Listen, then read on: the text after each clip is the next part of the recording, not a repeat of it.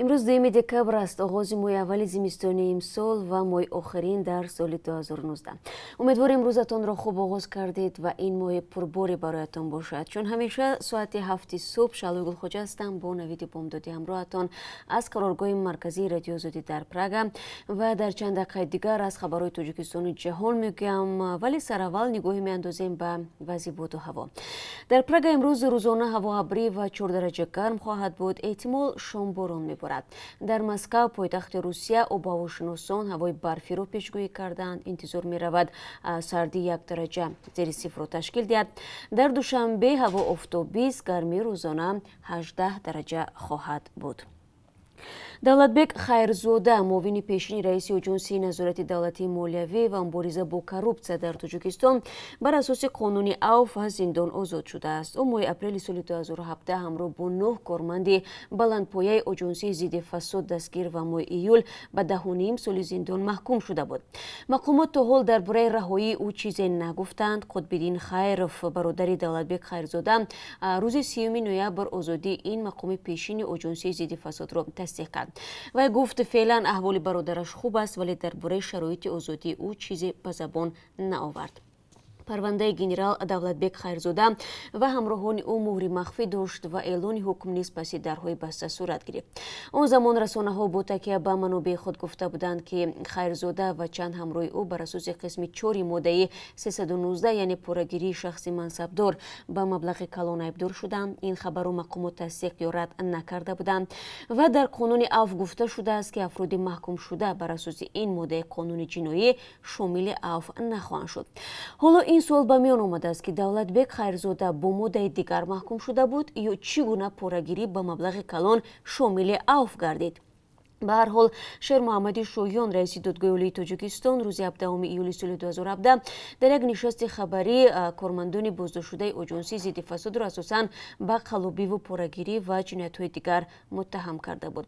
хайрзода муовини пешини раиси оҷонсии мубориза бо фасоди Тоҷикистон моҳи январи соли 2017 ба нафақа баромада буд. ӯ аз моҳи марди соли 2015 сари ин мансаб буд ва қабл аз он вазифаи раҳбарии бахши оҷонсии мазкур дар душанберо бар дӯш дошт. ӯро дар чорчӯби қазияи тафтиши кормандони собиқу амалкунандаи оҷонсии назорати молиявӣ ва мубориза бо коррупсияи Тоҷикистон баҳори соли 2017 дастгир карданд. баъдан писараш фирӯз хайрзода низ аз вазифаи ёвари достони ноҳияи бобоҷон ғафуров барканор шуд. ҳамкорони ӯ аз ҷумла муфаттиш фирӯз холмуродзода ба муддати аз 6 то 15 сол зиндонӣ шуданд. дар бораи татбиқ шудан ё нашудани қонуни авф нисбат ба ин афрод чизе то ҳол дар даст нест. бонки миллии Тоҷикистон хабар дод ки низоми нави интиқоли пул дар кишварро аз фардо, яъне 3 декабр фаъол мекунад ва ҳамаи даромаду баромади пул ба воситаи ин мӯрӣ сурат хоҳад гирифт, чизе ки пештар шабакаҳои байналмилалии интиқоли пул ва сокинонро нигарон карда буд. низомҳои байналмилалиро аз даст додани истиқлол ба ташвиш оварда, сокинонро бошад эҳтимоли боло рафтани ҳаққи хидмат.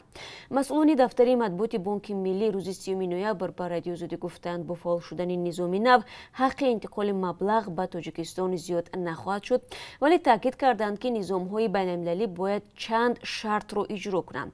то ин дам шабакаҳои интиқоли пул мустақилона бо бонкҳои тиҷоратии кишвар кор мекарданд ва бо вуҷуди ин ки 4 моҳ боз мақомоти Тоҷикистон дар бораи ташкили низоми нав суҳбат мекунанд, то ҳол танҳо як низоми байналмилалии интиқоли пул юнистрим ба он ҳамроҳ шудааст. дар сомонаи бонки миллӣ дар рӯйхати низомҳои пардохтие ки ҳуқуқи анҷом додани амалиёти интиқолиро дар қаламрави Тоҷикистон доранд, низ танҳо номи юнистрим зикр шудааст. баъзе аз кормандони бонкҳо мегӯянд юнистрим дарсади хеле ками пулҳоро ба Тоҷикистон интиқол медиҳад. ба гуфтаи онҳо аксари пулҳои воридотӣ ба Тоҷикистон аз ҷумла пули муҳоҷирон ба воситаи низоми залатаи корона сурат мегирад. то ҳол ин шабакаи байналмилалӣ эълон накардааст ки ба низоми миллии интиқоли пул дар Тоҷикистон мепайвандад ё не. дар бонки миллии Тоҷикистон бовар доранд ин низоми интиқоли пул ва шабакаи контакт ба зудӣ ҳамроҳ хоҳанд шуд. тағйироти асосӣ дар ин самт ин аст ки ширкатҳои интиқоли пул барои ҳаққи кор дар Тоҷикистон бояд узви низоми миллии интиқоли пули кишвар шаванд. баъдан дар бонки миллӣ ҳисоб кушоянд ва дар он ҷо маблағ гузоранд. танҳо дар сурати вуҷуд доштани маблағи ширкати пулфиристанда дар ҳисобаш дар Тоҷикистон пули муштарӣ ба наздиконашон дода мешавад. дар акси сурат на. مسئولان بانک ملی تاجیکستان میگویند هدف از تأسیس نظام ملی انتقال پول فراهم کردن انتقال زود به خطر و ثابت پول در شکل غیر نقدی می باشد. پیشتر مسئولان انجمن ملی پرداختات در روسیه تصمیم بانک ملی را نادرست نامیده بودند. باید گفت تاجیکستان یکی از کشورهای جهان است که مهاجران کوریاش سالانه میلیون ها دلار به خانواده‌هایشان میفرستند و پولهای فرستاده آنها برای اقتصاد کشور نیز فوق‌العاده مهم است. سطح نیکوحوالی هر چهارمین خانواده در تاجیکستان به پولهای انتقالی مهاجران وابسته میباشد و باید گفت که در 9 ماه امسال مهاجران به تاجیکستان بیش از 2 میلیارد و 490 میلیون دلار فرستادند. این رقم به آمار 5-6 سال پیش خیلی کم است، ولی همچنان برای کشور و خانواده ها مهم می باشد. وزارت مدافع تاجیکستان در صحبت با رادیوی آزادی صبح امروز گفت نقشه دعوت به خدمت در صف نیروهای مسلح تاجیکستان 29 نوامبر 100% به اجرا رسید. موسم تیرمایی دعوت رسما 30 نوامبر انجام یافت. سخنگوی این وزارت گفت قرار است هفته آینده در یک جلسه خاص با شرکت عظیم ابراهیم معاون نخست وزیر تاجیکستان مسئله دعوت تیرمایی امسال و مشکلات مربوط به آن بررسی شود. خب به منتظر میمانیم که تا کجا شکایت‌های زیاد شهروندان درباره جلب اجباری به خدمت و استفاده واسطه‌های غیر قانونی مطرح می‌شوند و باید گفت که حامیان حقوق میگویند در موسم دعوت امسال نسبت به سال‌های پیش مراجعت‌ها در مورد ابلاغ به مراتب بیشتر بودند. روز یکشنبه پسر 30 ساله وکیل مجلس قانونگذاری کیف و صاحبکار شناخته در ماشین پدرش از تیر فردی ناشناس کشته شد.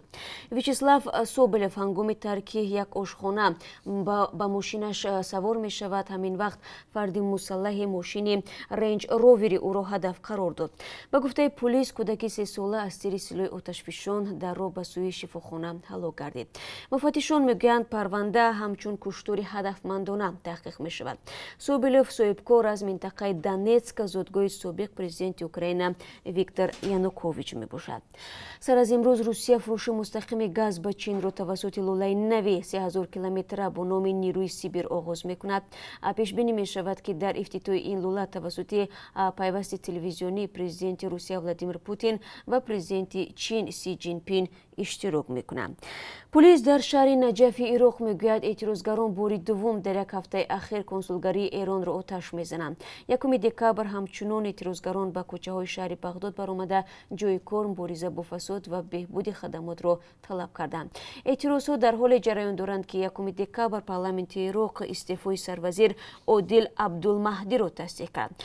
در اعتراضهای 2 ماه گذشته بیش از 400 نفر کشته شدند. عراقی‌ها ایران را سرپرستی حکومت عبدالمهدی میشمارند. 27 نوامبر اعتراضگران بار اول کنسولگری ایران در نجف را آتش زده بودند.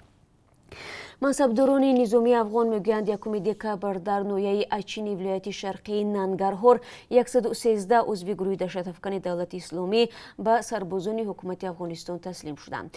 در ازارات ارتش گفته می شود که در بین تسلیم شده ها 49 نفر سلاح به دست، 21 زن و 43 کودک می باشند. همین گونه سلاح به دستان 31 عدد سلاحشان را به زمین گذاشتند. پایگاه اساسی جنگجویان دوئیش در افغانستان مناطق شرقی این کشور می باشد که در مرز با پاکستان قرار دارد.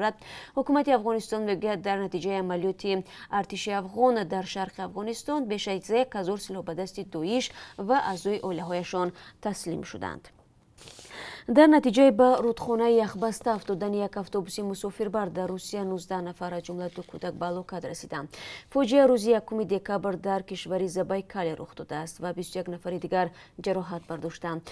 وزارت ولایت‌های فوق‌العاده روسیه با نشر یک بیانیه گفت که اتوبوس از شهر سریتینسک به شهر چیتا می‌رفته است و از روی پل به رودخانه کوئنگ افتاده است. در عموم در اتوبوس 43 نفر بودند. دوچرخه‌بال را برای کمک به آسیب دیدگان فرستادند.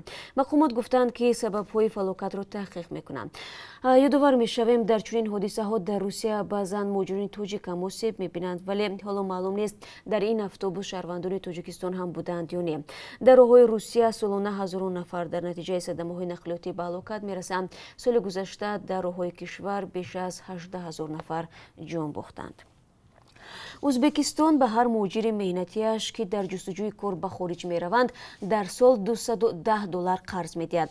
бар асоси ҳуҷҷат қарз ба муҷирони меҳнатие дода мешавад ки дар барномаи вижаи вазорати меҳнати ӯзбекистон сабт шуданд. барои дарёфти қарз танҳо шиноснома, ариза ва кафилии мақомоти кордиҳанда кофист. ин нави қарз бо фоидаи 10% солона дода мешавад. ва бозам бармегардем ба хабарҳои Тоҷикистон. вакили дифои Фарҳод Нурхонов, афсари собиқи милисияи Душанбе ки ба суистифода аз мақом ва шиканҷаи боздоштшудаҳо муттаҳам мешавад, мегӯяд зерҳимояаш ба касе зӯроварӣ накардааст. муҳокимаи подполковники милисия ва чанд ҳамроҳиҳо дар Душанбе идома дорад ва додистон хостааст ки ӯ барои бадрафторӣ бо муттаҳамон ва суистифода аз мақом ба солҳои тӯлонии зиндон маҳкум шавад. Абдукарим Абдуҳамидов, вакили дифои Фарҳод Нурхонов, даъвои чанд нафаро ки афсари милисияро ба шиканҷаву бадрафторӣ муттаҳам мекунанд хусумати шахсӣ номид, вале шарҳ надод ки ин афрод чаро ба зерҳимояи ӯ хусумат доштанд. Фарҳод Нурхонов боси ҳамкори дигараш Аввас Сабзаев, Умед Ваҳобов ва Эрониддини Аҳлиддин моҳи феврал боздошт шуданд ва ба дасттафтишу муҳокимаи тӯлонӣ мунтазири ҳукми додгоҳ ҳастанд ки қарор аст рӯзҳои наздик эълон шавад. дӯстон дар муҳокимаҳои пешин аз додрас хостааст Нурхоновро ба 23 сол ва се ҳамкори ӯро ба 15 соли зиндон маҳкум кунанд. ин афрод ба шиканҷаи бераҳмонаи чанд нафар муттаҳам мешаванд. 4 маъмури милисия моҳи феврал дар пайи шикояти Ҳамза Солиев, як сокини Душанбе, дар мавриди шиканҷа гаштанаш боздошт шуданд. вакили дифои Фарҳод Нурхонов мегӯяд, ягона иттиҳомоте ки корманди собиқи милисия иқрор кард баромадан аз ҳадди ваколати хизматӣ аст. ба гуфтаи Абдуҳамидов, танҳо гуноҳи Нурхонов ин аст ки дар вақти пайдо кардани маводи мухаддир аз манзили яздаи Ҳамза Солиев онро на дар ҷои ҳодиса, балки дар ҳуҷраи кори санад кардааст. қарор аст то чанд рӯзи дигар ҳукми додгоҳ дар нисбати 4 маъмури собиқи милисия эълон шавад. ҳам вакилони дифои онҳо ва ҳам онҳое ки ҷабрдида эътироф шуданд аз додгоҳ ҳукми одилонаро мунтазир мебошанд. ва дар ҷаласаи шӯрои ВАО, як созмони ҷамъиятии танзимкунандаи фаъолияти расонаҳо ки охири ҳафтаи гузашта дар Душанбе бо ҳузури иддаe аз рӯзноманигорон баргузор шуд, риоя нагардидани меъёрҳои ахлоқии рӯзноманигорон аз сӯи расонаҳо баррасӣ шуд.